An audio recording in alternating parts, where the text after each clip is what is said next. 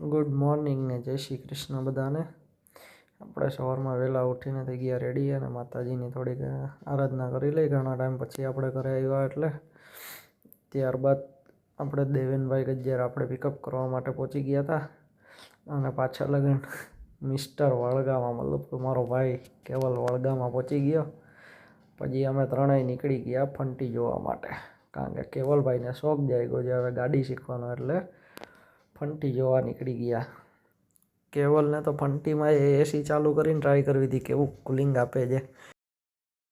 ત્યાંથી ગાડીની ચક્કર મારી જોઈ સરખી અને નીકળી ગયા અમે કેવલભાઈની સાઈડ ઉપર જવા માટે। ત્યાં રસ્તામાં હનુમાનજીનું મંદિર આવ્યું તો આજે શનિવાર હતો એટલે તેમના દર્શન કરી લીધા। અહીંયાથી પહોંચી ગયા સાઈડ ઉપર અને આ બંને લોકો જતા હતા ચંગા બીજી સાઈડ ઉપર। તો ભાઈ જે મેન વસ્તુ હતી એ જ ભૂલી ગયા। આ હું કામ કરીને દે એ જ ને સમજાતું। પાછા આપણે નીકળી ગયા પાછા કેવલની સાઈડ ઉપર જવા માટે। એમાં આ ભાઈ જો સ્કૂટી પકડીને બેઠા છે, એમને બીક લાગે છે કે આપણે ક્યાંક ઠોકી દઈએ, એક હાથે આકી गाड़ी वाला आया घर से कचरा निकाल, गाड़ी वाला आया घर से कचरा निकाल। એટલી વારમાં આપણે આવી જાય છે બુકિંગ, તો આપણે નીકળી ગયા ડાયરેક્ટ ગાડી લઈને ગેસ પુરાવવા માટે, કારણ કે આપણે જવાનું છે ડાયરેક્ટ હીરાસર એરપોર્ટ। તો પેટ્રોલ પંપે પહોંચ્યા ત્યાં તો ગેસની લાઈનમાં આગળ 4 ગાડીઓ હતી અને આપણે હકીકત થતું હતું મોડું, તો માંડ જેમ વારો આવ્યો એમ ફટાફટ ગેસ પુરાવી આપણે નીકળી ગયા સિક્કા પાટિયા તરફ જવા માટે, કારણ કે ત્યાંના હોટલેથી બુકિંગ હતું આપણા માટે।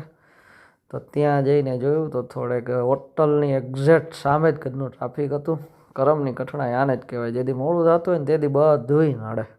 ત્યાંથી આપણે ફટાફટ પહોંચી ગયા હોટલેથી પિકઅપ કરીને આપણે નીકળી ગયા હીરાસર જવા માટે। ત્યાં રસ્તામાં રાઇડરભાઈ મળી ગયા તો આપણે એમનો વિડીયો ઉતારી લેતા। નાનકડો HR ની નંબર પ્લેટ હતી ભાઈની। અહીંયાથી આપણે સીધા પહોંચી ગયા હીરાસર એરપોર્ટ। કસ્ટમરને મોડું થતું હતું પણ છતાંય આપણે ટાઈમે પહોંચાડી દીધા, તો એ પણ ખુશ હતા આપણી સર્વિસથી ને।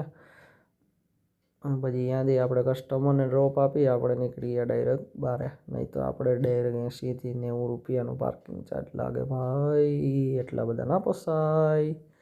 પછી બહાર બેઠા હતા તો આપણી કંપનીની બીજી ગાડી હતી તો એની જોડે થોડીક વાર બેઠા આપણે। ત્યાંથી આપણે થોડીક વારમાં 5:30 વાગે પિકઅપ આવી ગયું, તો 5:30 વાગે પાછી હીરાસર એરપોર્ટમાં અંદર આવી ગયા અને અહીંયાથી પિકઅપ કરીને આપણે નીકળી ગયા જામનગર તરફ। અને આજ વખતે ડ્રોપ હતું આપણે મિલિટરી સ્ટેશનમાં, તો મેડમને ઉતારી અને આપણે પાછા નીકળી ગયા મિલિટરી સ્ટેશનની બહાર। ત્યાં તો આપણે લાલપુર બાયપાસ ચોકડીએ ગિરિબાપુ ભેગા થઈ ગયા, તો એમની જોડે ચા પાણી પીધો અને અહીંયાથી આપણે નીકળીને સીધા કેવલ અને ઋષિ જોડે નીકળી ગયા જમવા માટે। અને આજે ઋષિ બારોટ સીન સપાટાનું કારખાનું, અને આ છે આપણો નાનો ભાઈ કેવલ વડગામાં।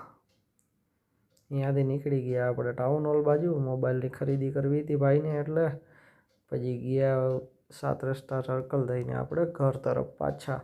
અહીંયાથી બધાને ચા પાણી પીવાનો પ્રોગ્રામ હતો તો પહોંચી ગયા આપણે દ્વારકાધીશ હોટલમાં, અને આના નાટક ચાલુ જ હોય।